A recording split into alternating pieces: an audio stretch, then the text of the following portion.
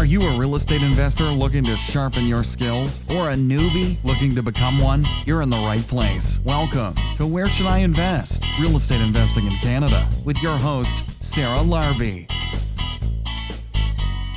Hey everybody, welcome back to another episode of Where Should I Invest? I am Sarah Larby. I'm excited to have you tune in today to learn all about property management.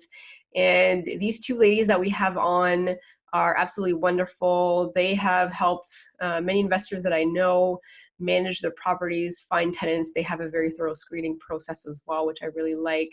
But just keep in mind, when you are looking for tenants, do not give the keys to the first person that offers you first and last. 5 steps, make sure that you are thorough. Tenants are a dime a dozen, you'll find another one.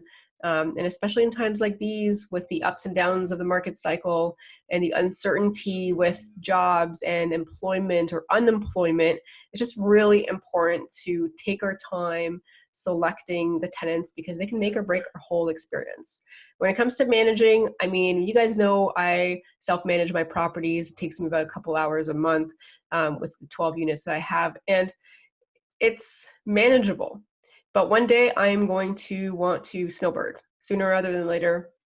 And at that point in time, I may hire a property management company, just have the peace of mind not to have my phone on me or have to be connected. And so, one of the things to keep in mind is look at that being a possibility one day. If you're currently self-managing, you're doing this hopefully because one day you want to retire, AKA not have to worry about anything real estate related, tenant related. And so you're going to likely hire somebody when your portfolio gets big enough, or when you want to really disconnect even more so. Or you might hire a property management company now because you've got multifamily buildings and it's a different client base if you're doing a single family house versus multifamily.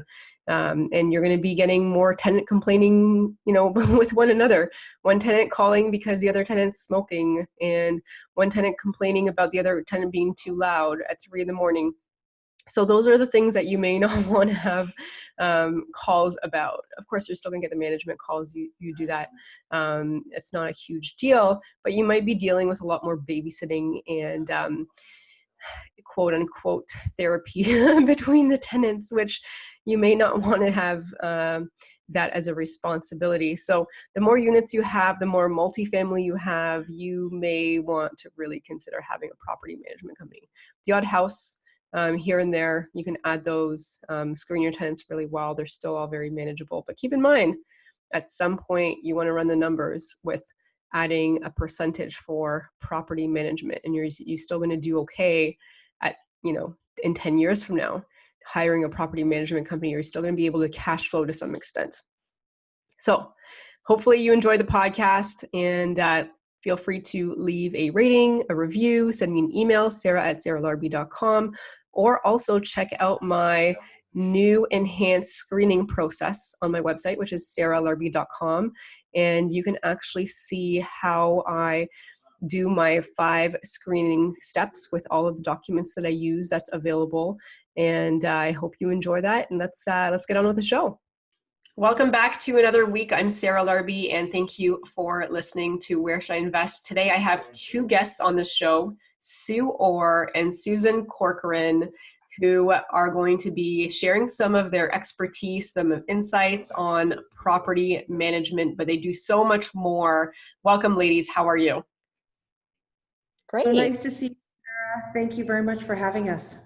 Absolutely. Maybe Susan, we'll start with you. Can you let the audience know a little bit about what you do and what you do when it comes to real estate investing as well? Sure. So my husband and I are the co-founders of Keller Williams in Hamilton and Niagara region. And we personally have 4 residential investment properties and 2 commercial properties. Our obviously passion and love is with real estate. And the fact for us is that real estate really has changed our lives, given us opportunities.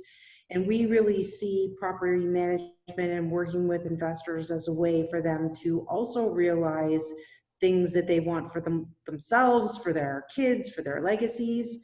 And we believe that when you come from a place of helping people and contribution and understanding that relationships are really the currency in real estate, in investing, in tenant management, that we feel that we bring a lot to our clientele, both within real estate and property management. Of course, surround ourselves with an amazing 3-foot circle, hence Sue Orr, who is a total rock star, and we absolutely love working with her. Thank you. Sue, what about you? So I'm also a real estate investor myself. I have 3 residential multi-unit properties in Hamilton. Invested about 12 years ago into the city. We moved from the West Coast to be able to invest in property here. So I come from a background of property management. I did everything from leasing to managing the maintenance department to eventually overseeing the operations and financial aspect of the company. And that's kind of where I focus mostly in growing businesses and making sure that no little stone is left unturned and everything gets checked off the giant list. Amazing. Well, I'm super excited to ask you both many questions about property management. So we're going to focus on that for today's podcast. I have a lot of investors asking me whether or not they should self-manage or hire a property manager. Personally, for those of you that listen to the podcast, I self-manage my own. I've built a team and processes in place, but it's not for everybody. What are some of the things to consider whether, somebody wants to self-manage or hire it out that they should be aware of? Who wants to go? I'll go. I think that, if your investment property is quite far away and it's not easy for you to be able to provide the level of service that you would want or expect to provide, property management is a great opportunity. I think for people, when they look at self-managing, is you have to really enjoy it. If you're dreading the phone calls, if you're really unhappy, like if it's making you unhappy, it's probably time to hand that over and let somebody else make you happy again by not having any rocks in your shoes. Sue, what are your thoughts? Yeah, I mean, it can be a pretty big time commitment. So for really busy people, it really just makes sense to, leverage that off to somebody whose focus is that, so that you can focus on what you need to do. Mm-hmm. Absolutely. Now, is there a certain amount? Like, for example, like if somebody has 20 or somebody has 10 or somebody has 5, where they say, you know what, I'm going to start self-managing myself first to learn the ropes. Is there a certain amount that you see people coming to you and say, you know what, this is getting too big at this point. Can you just take my portfolio? Does that happen with quantity? I think for sure that does happen with quantity. I mean, the more units you have, it's a time commitment per unit. So obviously, the more units you have, the more time you need to commit, right? So I think what I've seen in the past is, if you've got more than 4 to 10 units, that's typically when people are like, okay, I've had enough of this. I know my way around. I know what kind of tenants I'm looking for. It's time to pass this on to somebody who has more focus and more time for this. Yeah, absolutely. So when I look at my cash flow numbers, for example, like I'll do, certain percentage for maintenance, for capital expenditures, vacancy rate. If somebody says, one day, even if they're still self-managing right now, one day I want to pass off my portfolio and have it managed by somebody else because I want to travel or I want to enjoy my time and not worry about this at all.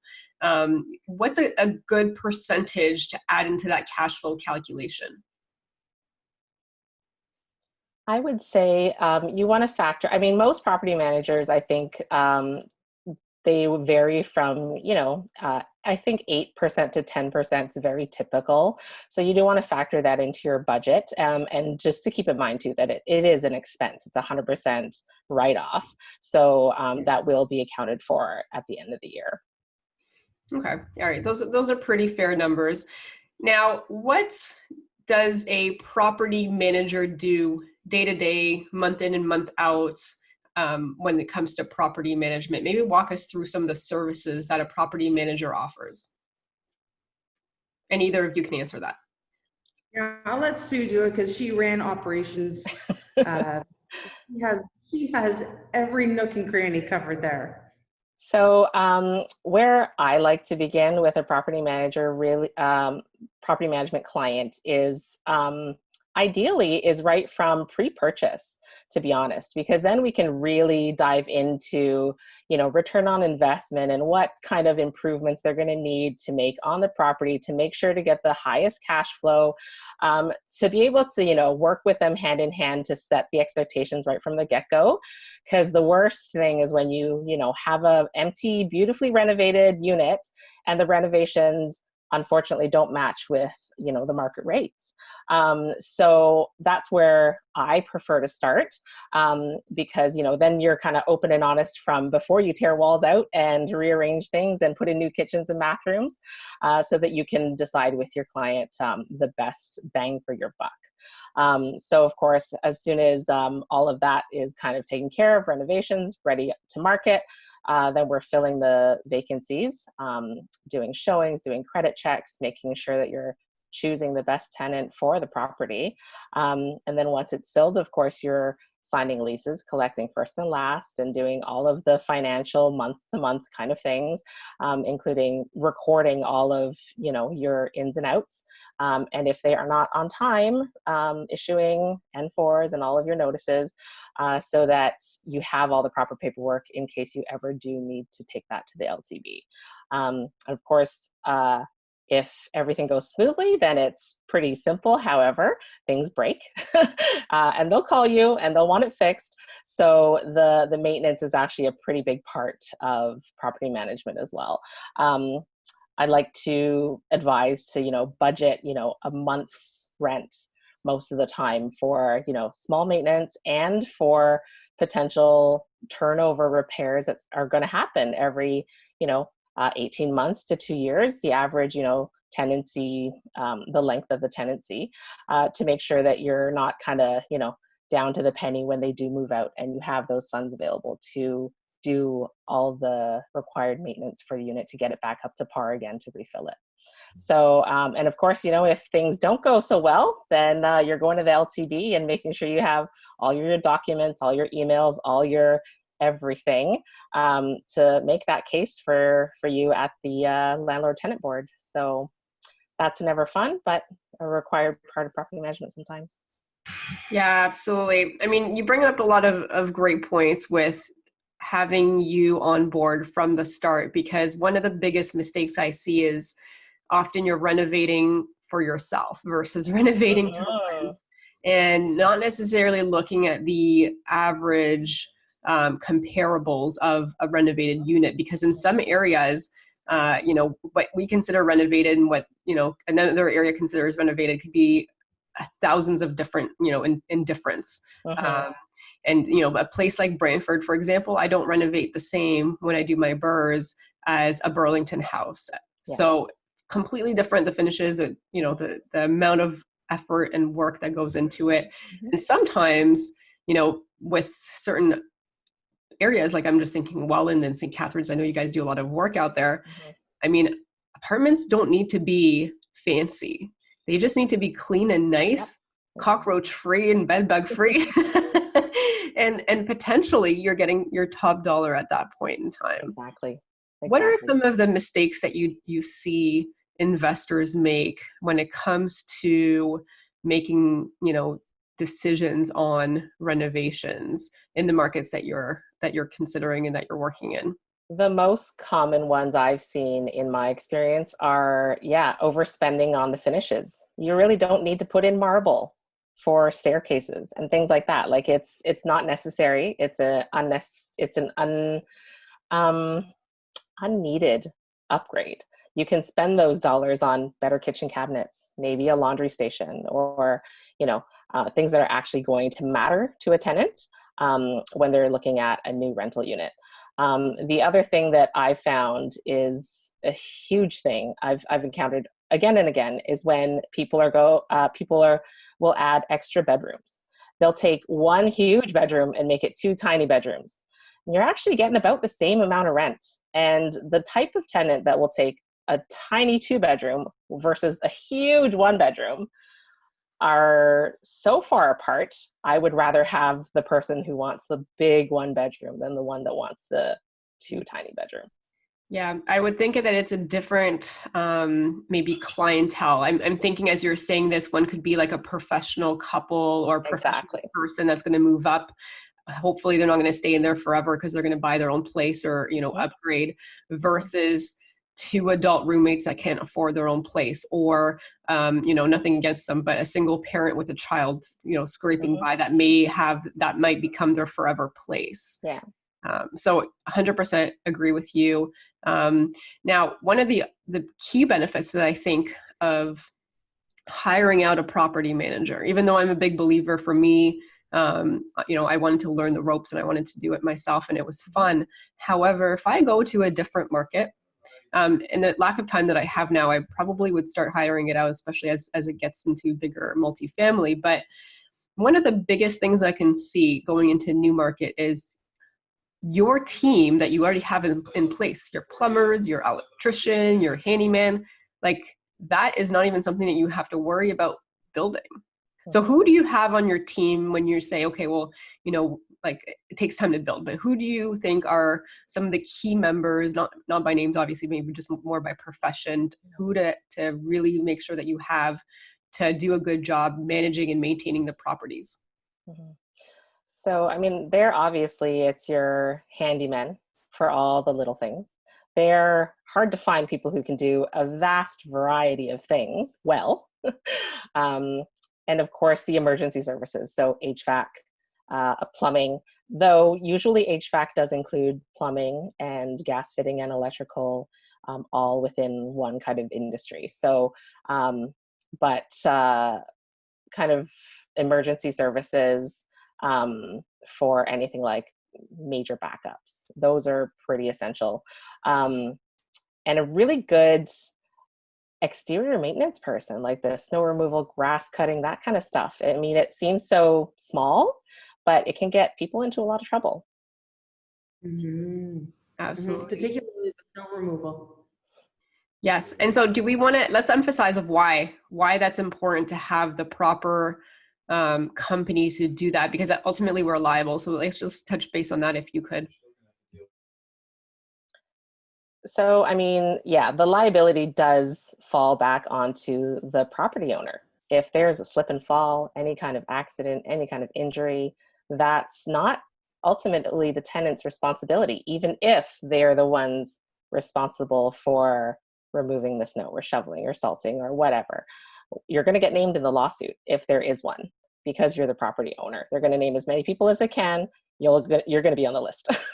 So that is so important to have someone who's insured for enough liability coverage for those types of eventualities. It's going to happen. It's a numbers game. 1 in 100 cases, it's going to happen. So making sure that you have the right person to do that, so crucial, because it can be very, very expensive to not have the right person with the right insurance and coverage. Yeah, absolutely. Susan, anything you want to add?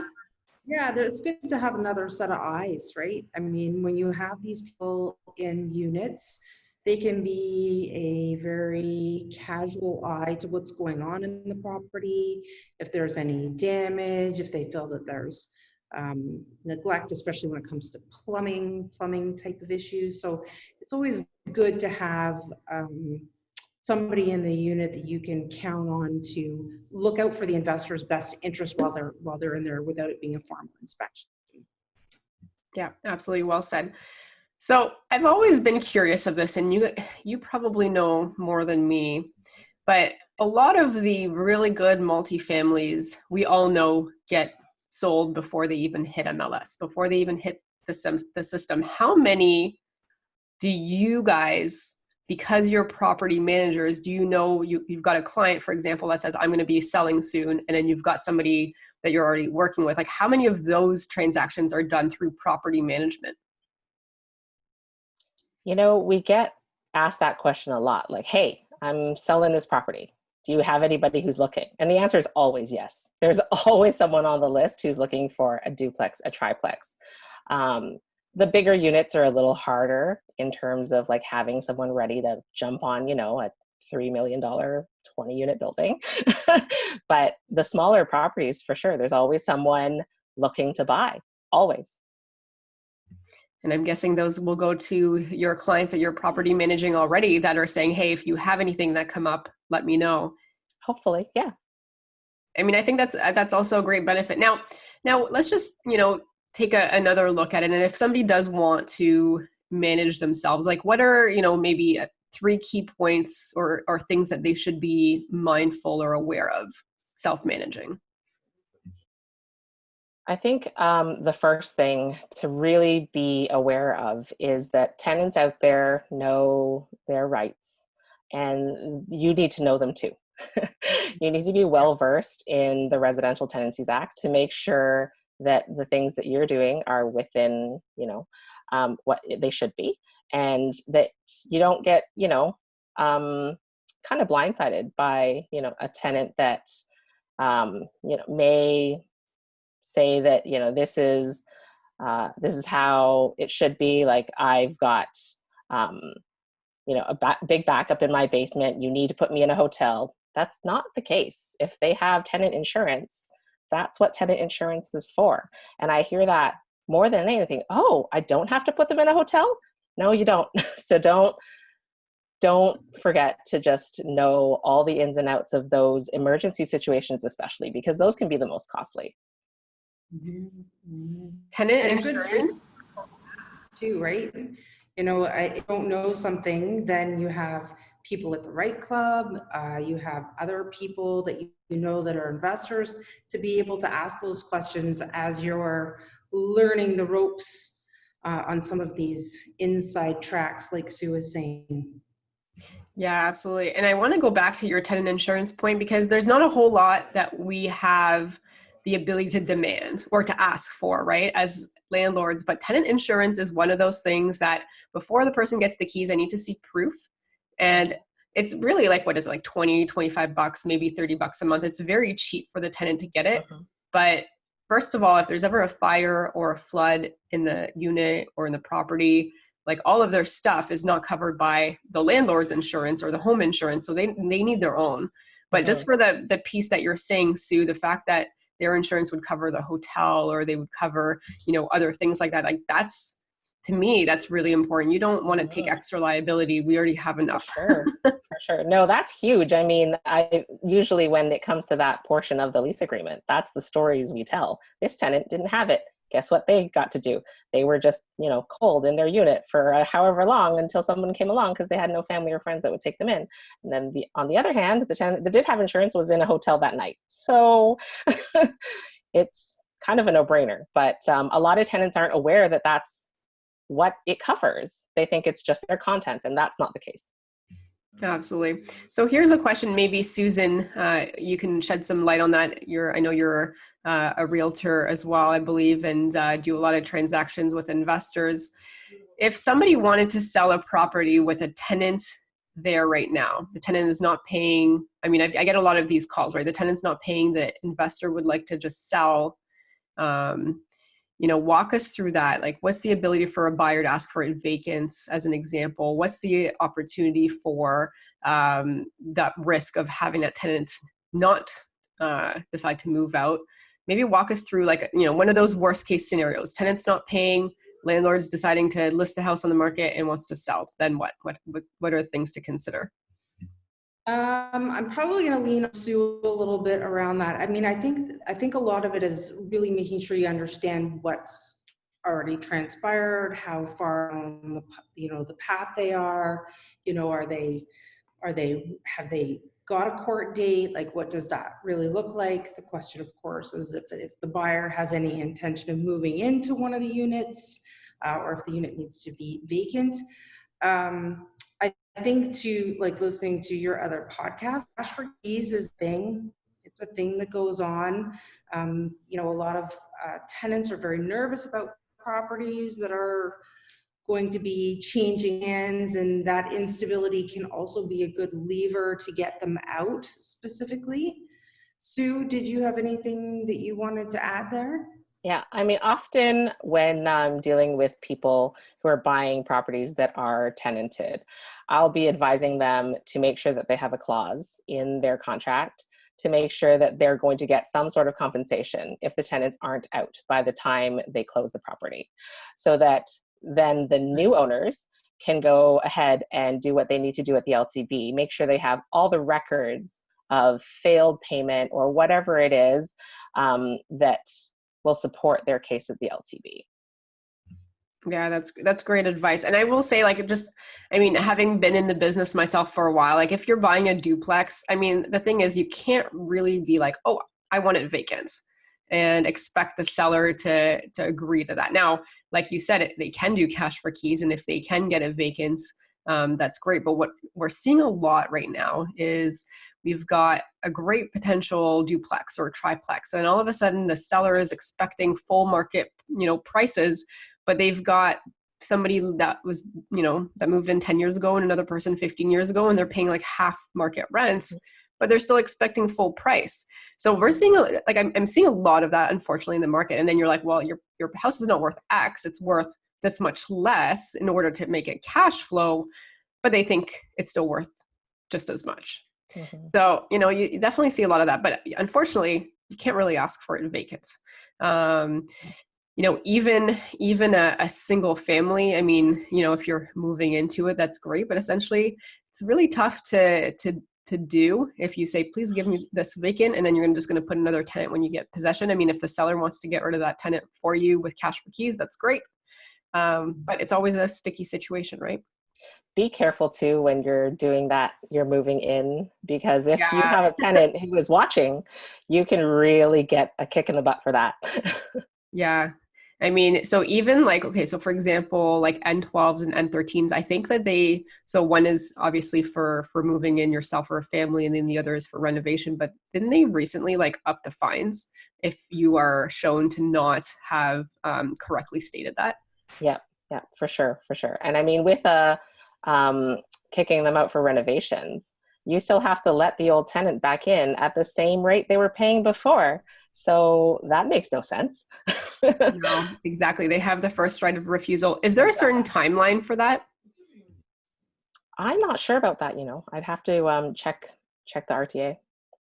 Yeah, that would be interesting. I mean, that RTA, guys, if you're listening to this and you haven't read it, I mean, it's pages and pages and pages. It's long, but it's definitely a good read. And if you are a landlord, you should definitely read it. If you're thinking about getting into real estate investing, you should still read it, because then you can see all of the, things that you have to be aware of as a landlord. And then you see how the board or the RTA is so skewed, unfortunately, in Ontario, to the tenants. And the landlords have to do all these things, and they have all these handcuffs on them. But I will say real estate investing, regardless, is the best investment decision I've ever made, and it got me to where I am today. But there's pros and cons. For sure. So you're working with one of my students right now to screen, find tenants, with a 5-plex out in Welland. And, one of the things is he got an amazing deal because that unit had some empty units, and then COVID happened, and the whole economic shift and going back and forth from where he lives didn't make as much sense. So he started working with you. What are some things that you do? And I have a thorough screening process as well, but what are some things that you do to make sure that you find and screen the very best tenants for your clients? I'll just start and jump in anytime. Really, it has to be a super thorough process. So we're in unprecedented times. So starting with the advertisement and really screening people out right at the beginning, going through every step, looking for people that are good communicators, that are being professionally or what we would consider courteous or diplomatic, how they communicate now, if you look at past behavior being an indicator of future behavior, and how you plan on starting your relationship with these tenants and how they see you or treat you.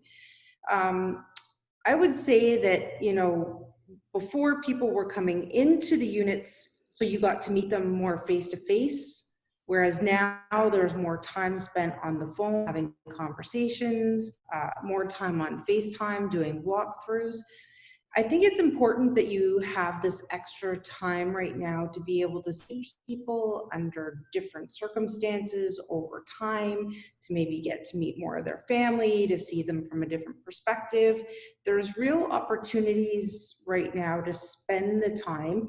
We're seeing that there are still quite a few applicants for every single unit, especially if they're nice units and, you know, people do want to live there.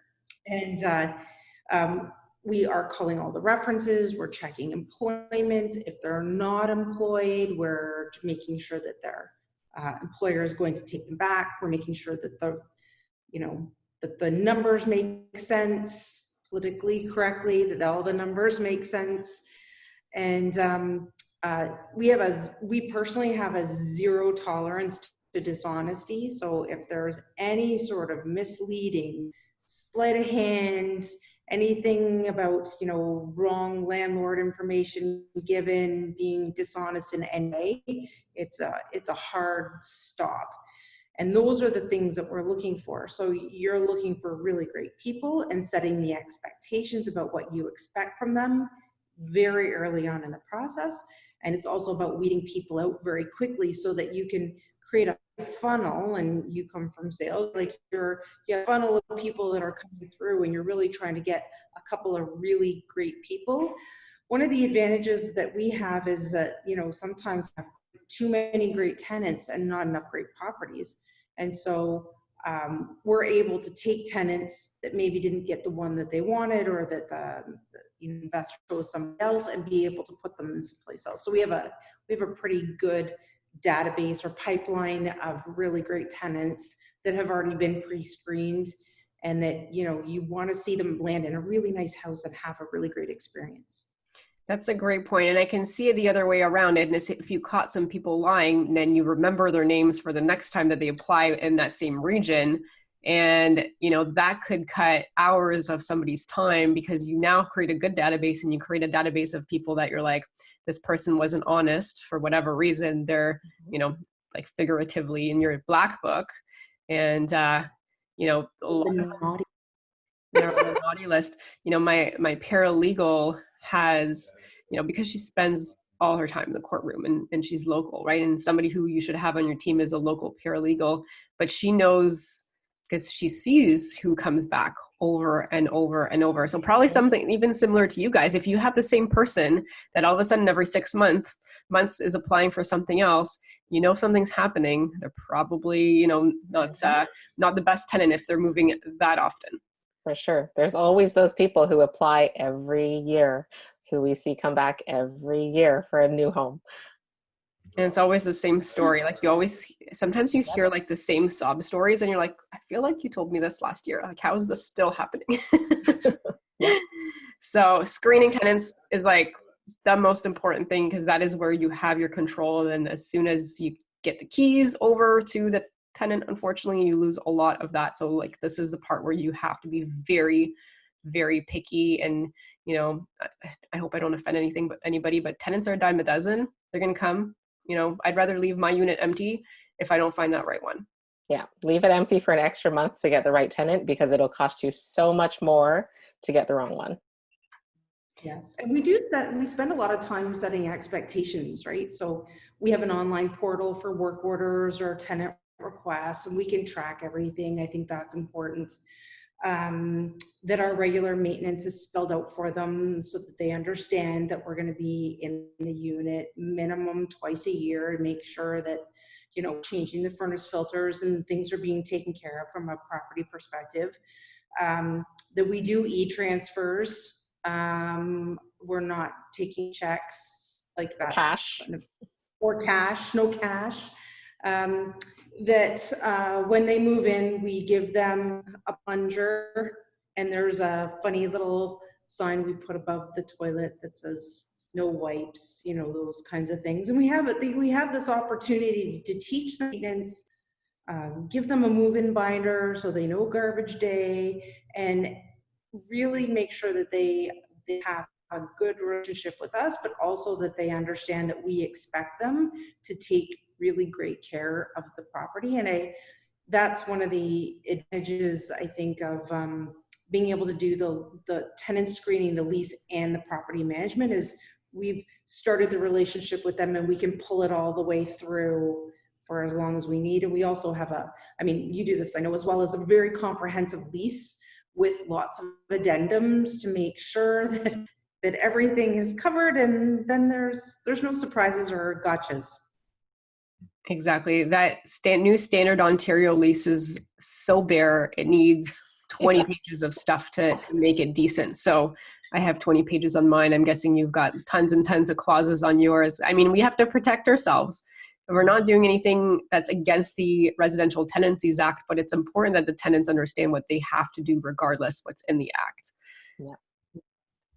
So, one of the things that I always worry about is some landlords, sometimes they're so nice to their tenants, and the tenants start taking advantage and coming up with stories about why they need another week to pay, another week to pay, another week to pay. And sometimes, if you are so nice, it's great, but maybe look for a property manager to really have those clear processes and procedures. I mean, if rent is late on the second, they should be getting an N4. Walk us through what you do as a management company if a tenant does not pay on the first. So there's definitely an extra day's grace just because of, stat holidays and whatnot. However, there definitely is a standard. As soon as that date is reached, there is an N4. And it's very clearly communicated with tenants that the N4 doesn't mean, hey, pay up or get out. It's, you do need to pay, because if you don't pay, then we do have the right to start that whole eviction process. It says very clearly, and it's actually quite frightening language on the N4 about your eviction date is this or whatnot.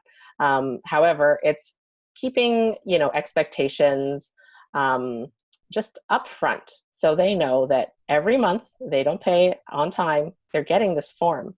And just because they pay on the 20th every month doesn't mean that that's safe. Once they're at the end of their lease, you can evict on frequent, persistent, late payment. So they need to know that as well.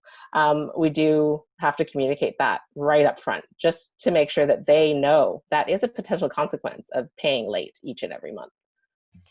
Yeah, I think that's a great point. I like to talk to them about it as one of my screening measures after they've gone through my first 4 steps. The 5th one is actually an interview where I tell them what happens if they are ever late, the process of the N4, then what happens with the L1, and that way they're not shocked. And also, and I'm sure you guys do this as well, you tell them about how on the year mark, they're going to get an increase.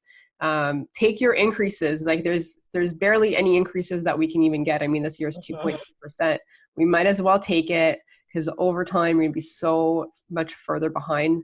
Not that 2.2% helps, but it's something, right? But if that conversation is had at the beginning, when you go ahead and you let them know that, with the forms that you're going to be increasing, it's not a shock. Mm-hmm. Yeah, that's right in one of our addendums for sure, that we can only increase rent once a year, as per court-ordered interest rates, whatnot. So everyone's on the same page and has the same expectations once the year is up. Awesome. Ladies, this has been great. The next part of the podcast is our lightning round. So Sue and Susan, I'm going to ask you a series of 5 questions, and you're going to give me the first answer that comes to mind. They're just supposed to be quick answers. Are you both ready? Yep. Yes. All right. Question. So when you have to ask Sue and Susan, it's always tricky. Awesome. All right. So let's start with you, Susan. Okay. What is your favorite real estate investing book ever? Ooh.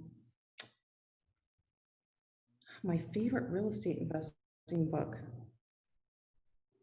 I mean, I read Gary Keller's book on investing. My challenge is I'm not that much of a book reader. I love courses and webinars and interactive stuff. I think, I love the Right Club. I do attend a lot of stuff ad hoc. Sorry, no favorite book. Okay, Sue, what about you? I'm actually the same way. I attend a lot of conferences, right? And I find learning through firsthand experiences, to me, it just speaks more volumes because of the places that we're investing in. I want to talk to people who are investing in the same place as me, because the advice isn't necessarily universal no matter where you go. Absolutely. The devil's in the details, right? Yes, Yeah. for sure. Mm-hmm. Exactly. All right, question number 2. Sue, we'll start with you for this one. Okay. I'm not sure if you listen to podcasts, but if you do, what is your favorite one? Oh gosh. I'm not big on podcasts right now. I'm so busy, doing operations for 6 different things that's not really on the top of my list right now. I wish I had more time. All right, no worries. Susan, do you listen to podcasts? I actually primarily listen to the club podcasts. I'm not a big podcast person either. I do like the investor events. I like YouTube. I like the stuff that, I'm a little bit biased towards Keller Williams. We have so many really great investors at Keller Williams and have come out of this school of helping people build wealth through real estate. So, but I do love and Gain. I love Gain's information as well, but it's primarily the Right Club. All right, the Right Club podcast. Okay, question number 3. Susan, we'll start with you. Your favorite pastime aside from real estate. So what do you do for fun that's not real estate?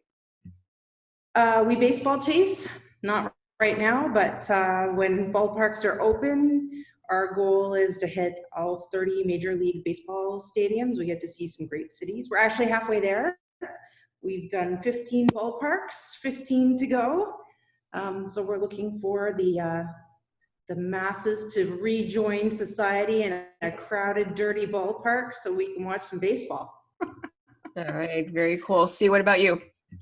My outside interests mainly are in anything creative, cooking and board games and arts and crafts and that kind of thing. That's my jam. All right, awesome. Okay, so I'm going to ask each of you guys one question. Susan, I will ask you question number 4, and Sue, I will ask you question number 5. Susan, if you lost all of your money and your assets tomorrow, how would you start again? How would I start again? I would probably be looking at joint venture. And the reason being is that the experience in the sweat equity and determination and spit and grit I have. So it's really about finding people with money as I got started, but that would be where I would go right away. Okay. All right, great. And question number 5 for Sue. If somebody has $50,000 and they want to get started, how would you recommend they spend it? Real estate, obviously. Definitely seeking out, 50 grand is enough to start buying investment properties for sure. And if you're looking bigger, grab a JV and go bigger. But I mean, there's no better investment than real estate ever. There never will be. Agreed, 100%.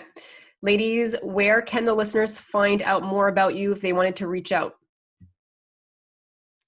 CompletePropertiesInc.com.